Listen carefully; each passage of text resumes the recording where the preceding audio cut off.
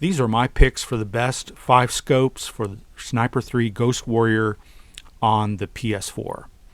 It's going to look at the last 4 or 5 scopes on the NATO and Russian side of the scopes, and later I'm going to do a walkthrough of these scopes.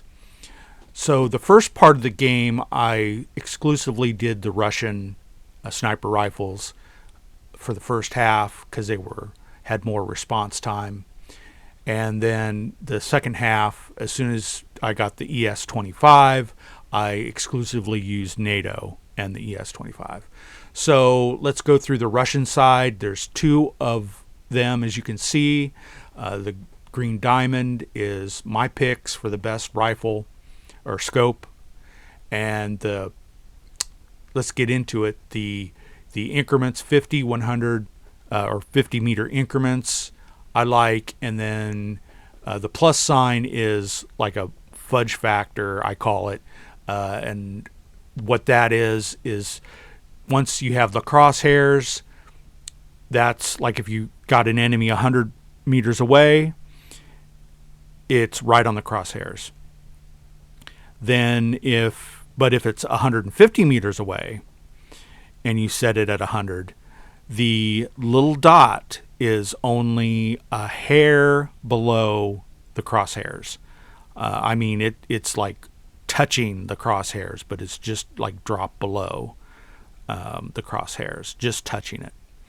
So that is kind of like to me, that's kind of like an easy way to use this scope if it's, because normally 50 feet away or meters away would be, there'd be quite a change.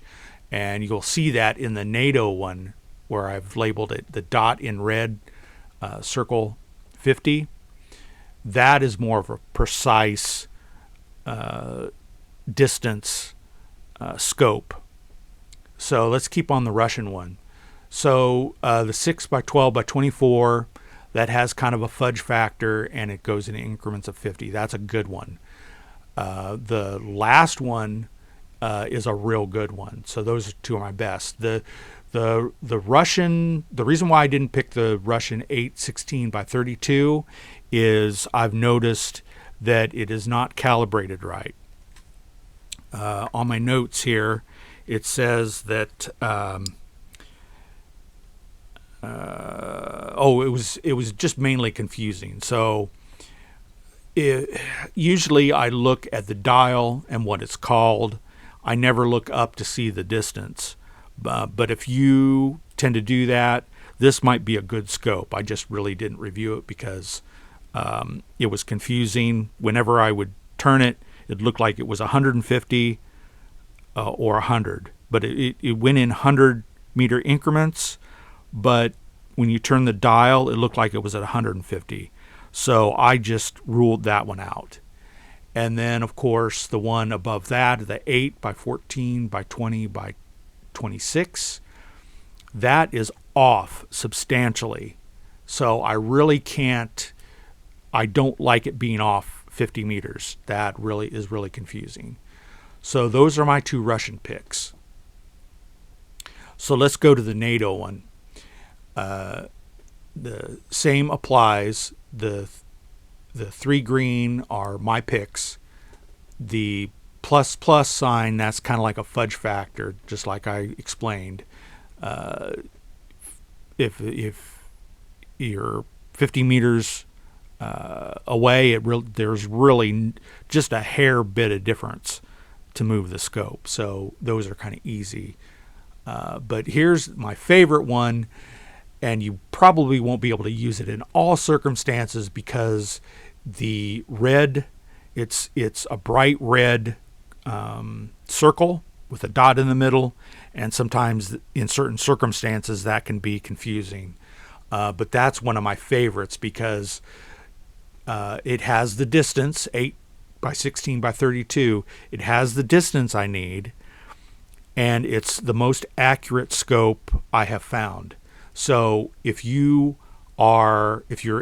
enemy's 100 meters away, or 150 meters away, and you have this set on 100 meters, then the very bottom of that red circle is your 50 meters. And I've tested this. I had an enemy 125 meters away, and I set it at 100 meters, and it was half the distance of that circle or radius. It was half the distance. So that to me is more of an accurate, if you're doing the numbers in your head, that's more of a realistic, there's no fudge factors.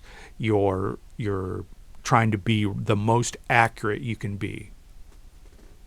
So later on, I said I would do the individual walkthrough of the scopes so you can kind of get an idea of how they react at 150 meters away, and I'll have that after this video. Okay, this first one's the NATO 4, 14, 24, 34. Okay, there's a 50 meter drop. So I wonder if each marker underneath is roughly 100. Let's go 0. So then that would track. Each mark is 100. So let's move it back up to 100. So that makes sense.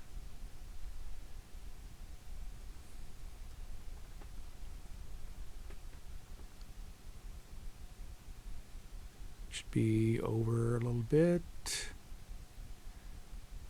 by 50. So that tracks. This scope is probably all right. But that mark is a little bit down farther than, but roughly you could say each mark is because it wasn't quite in the middle of between the crosshairs and the bottom marker there, the next marker. It was just a hair up, so that's a good scope. Here I think I attempted to go back a little just to see, get a little bit different range here. So this is like 80. So it should be under the first marker, maybe half the way. See, that's the first marker. So it could be that each marker is around 80. That's kind of hard to remember. Let's do another one. Okay, this is almost 200. Let's see what this will do.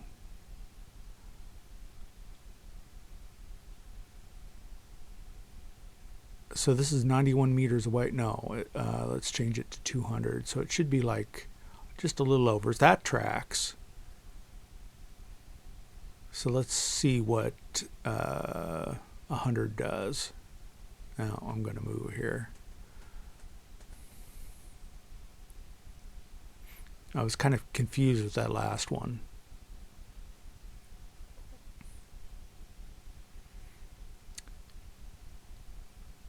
Okay, this is back close to what I had before. So it should be halfway. But if each mark is 80, so 60, that was halfway. It's kind of confusing. It's not exactly consistent at each way. So what am I doing here? Okay, here I get closer, so it's only 20 meters off, and that's right on. Okay, this is the same one, same scope.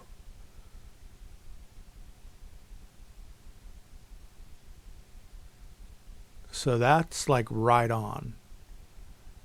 and it's 20 meters off. So this could qualify for a fudge factor. Okay, here's one of my favorites. This has got to be right on.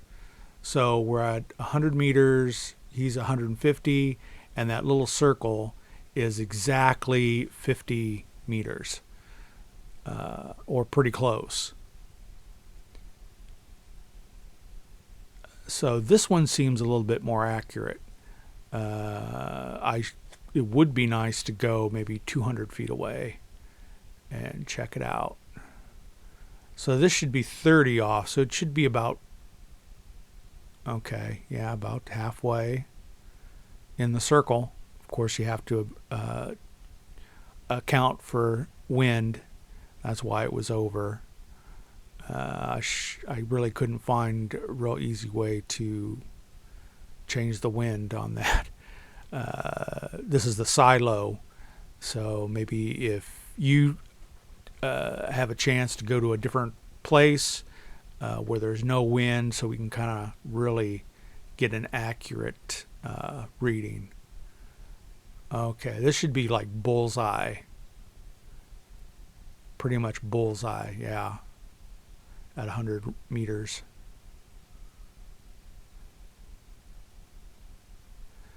The only problem with the colored crosshairs, there are circumstances where I love it, but then in the daytime, or maybe it could be night, it isn't really that. It's kind of annoying. It's kind of in the way. So there's some circumstances where this won't work. But this, I think this scope is your best. It gives you the best range, the most accurate, and that's the NATO 8 by 16 by 32.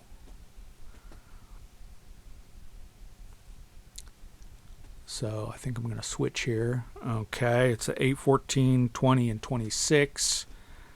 I do recommend this one. It goes at 50 meter increments. I love that.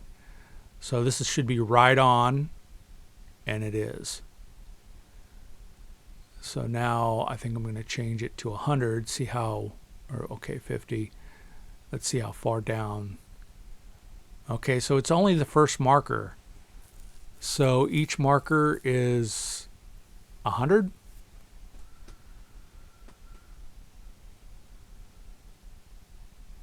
Okay, it's not exactly perfect. So this should be 100 away, but it's a little above the marker. So let's go at 100. Let's see what this is. See, I have this marked as a fudge factor 2. So if it's within 50 meters, then it's really closely tied to the markers, the 0 point. Yeah, it only drops like just so slightly, like a penny. See, that's a penny above, or setting on the crosshair above. Okay, that's 100 feet. So it seems like if you're within 50 feet, it's pretty much on the crosshairs, or like just below the crosshairs, like touching the top of the circle. So my best bet is to be within 50 meters. And this would be a good scope. This I've got this one marked right on. Let me see. I don't think I have it marked as a fudge factor, but it definitely qualifies, because if it's 50 away, see, that's 100 away, and that's 150 away.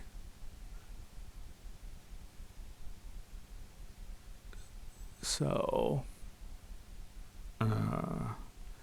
this is definitely a good scope. If you can be within 50 feet, I mean, or meters, I mean, this should be an excellent. And the next scope up is only like like 32 times. So this is also a really good scope, really accurate. And I like the 50-meter increments too. So the way I'm doing this every 50 meters, you're always going to be within the fudge factor. So even if you set it at 150 or 100, it's just going to be just the same as if it was 150. See there, I set it at 100, and it was just dipped below the crosshairs ever so slightly. So I think that would be my strategy, to just keep it within 50 meters, even if you have to reposition yourself. As long as you're within 50 with these scopes,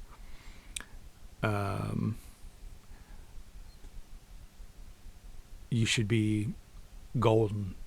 See, there's it set at 200, and it's just a hair over, and that's 50 over.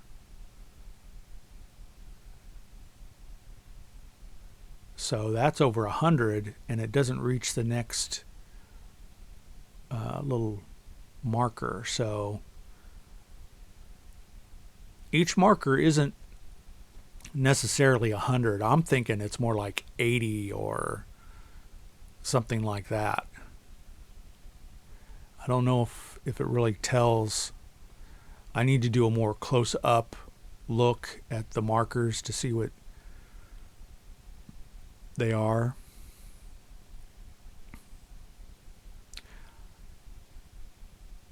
Yeah, that was 50 meters off, and it was just, that little red dot was just right under the crosshairs. So each one of these, when I say fudge factor, if you're within 50 meters, it's like almost right on the crosshairs, just a little bit below, like I keep saying. So that was a real good. And if you prefer the 50 meters by 50 meters, oh, this is one I doubt if you'll use this one. This is the 6 by 12 by. I don't know why I tagged this on the end. I think I did because of the crosshairs are the same color. 150, 100. I think when this one has a good, an awesome fudge factor, because that was like 100 meters away, and it was, okay, that's the full 150. So this is a very tight scope. Of course, you're not going to really use it much because it just doesn't have the range as those other scopes have. But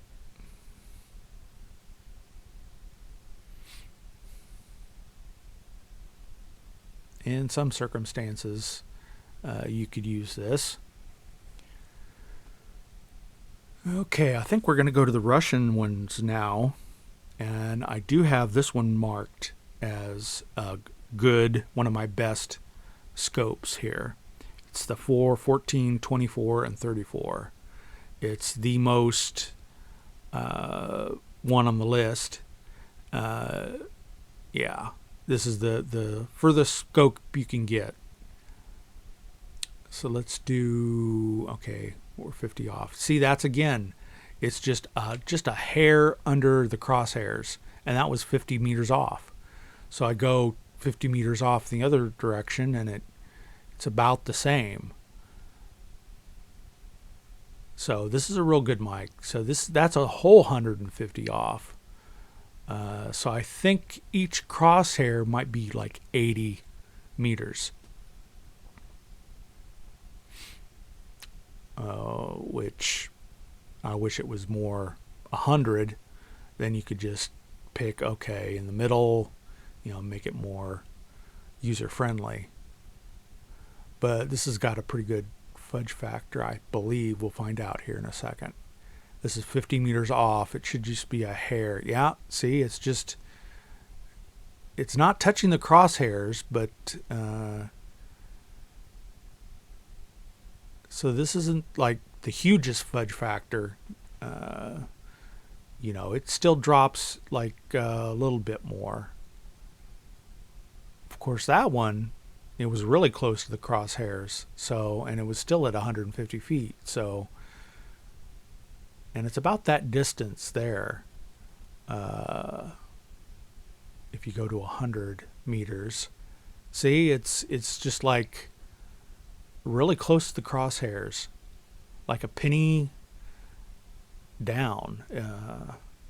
Really small change, which is good, but if you go by the crosshairs, you're thinking, okay, each crosshair is what, 50 or 100, but that's not exactly how it works. So I guess it makes the game interesting. So that was 150 off, but yeah. So yeah, if each one of these I'm just going to say each one of these marks is like 80.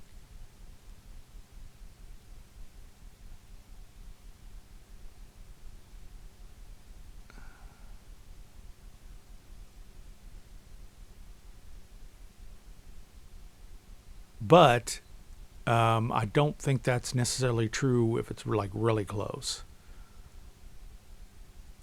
That is like what I'm doing now. It's just 50 meters off, and it's really close to the crosshairs.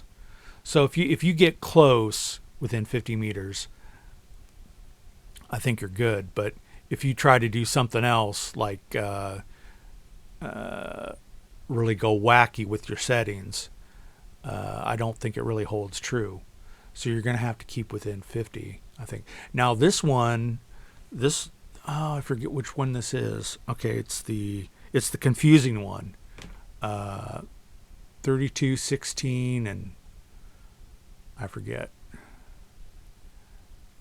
But I like the color on the crosshairs and everything, and it seems like a good one. Let's do it at 100 meters, 150 away. See, so that was right at the end of that little V shape or A-shaped, right at the tip or right at the end, bottom of that. So this one seems like an accurate. The only thing is, the elevation says 300 and your dial says 200. So you're going to have to look at the elevation, what the elevation says, because this one is tricky. I always look at what the dial says, but you can't go by that, because up at the elevation, it'll say something totally different when you go clicking around. It'll be okay when you're going down. So there's 50. So that must be, see here it says 200, but it looks like it's 150 on the dial. So you might want to avoid this one, or just make sure you look up at what the elevation says. But otherwise, I think this is an accurate scope where the dot is placed, the shot, but the dial is all wrong. See, I was at 200 and it said 400 elevation, so that did not make sense. You know, once you start going the other way, it like skips. See there, it looks like it's at 150 and it says 200 elevation. So if you go forwards and then backwards, it like skips a beat. And I don't think I hardly ever used this scope, because I just didn't have much success with it. I like the red markers, but I always look at the dial, like I said. I never really look up at the elevation. I should.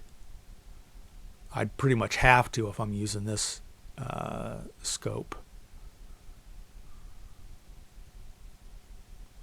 I'd have to look at the top where it says zoom and elevation to find out what it really is set at.